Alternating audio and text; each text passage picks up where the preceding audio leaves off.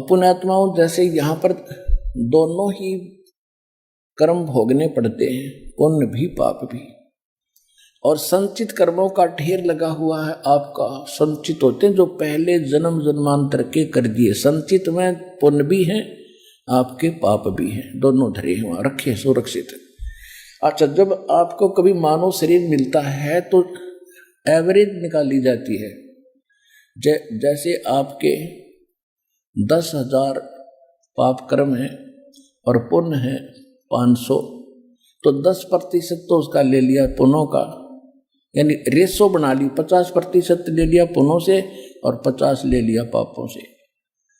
तो जिसके पुण्य कम है तो पुण्य तो आए समझो 250, और 10,000 में तो पाप आगे 5,000,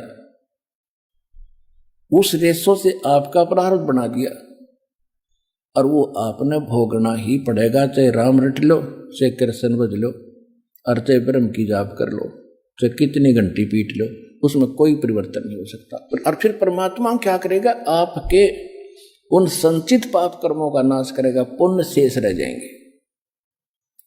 पुण्यात्मा वो मंत्र है, ये जाप दिया है दाता ने हमारे को, ये अनमोल छुपा के रखा था। धर्मदास मेरी लाख दुहाई, ये सार शब्द कई बार न जाई, सार शब्द बाहर जो पढ़ी, ये बिचली पीढ़ी हंस न तेरी। सार शब्द तुम तब तक छुपाई जब तक 12 पंथ न मिट जाई। परमात्मा कहते हैं, धर्मदास जी से कहा था कि सतनाम और सार नाम इनको अभी छुपा के रखना। सतनाम को तो मालिक ने थोड़ा बहुत कहीं महापुरुषों को दे दिया था, जैसे गरीबदास साहिब जी को, आदरणीय गरीबदास साहिब जी को, आदरणीय गीसा दास साहिब जी को, आदरणीय नानक साहिब जी को, और आदरणीय मुल्कदास साहिब जी को, आदरणीय धर्मदास साहिब जी को, इन सब महापुरुषों को मालिक ने सतनाम तो दे दिया था, सार शब्द फिर भी गुप्त रखवा दिया था। और परमात्मा क्या कहते हैं, सो हम शब्द हम जग में ल्याए, सार शब्द हम गुप्त छुपाए।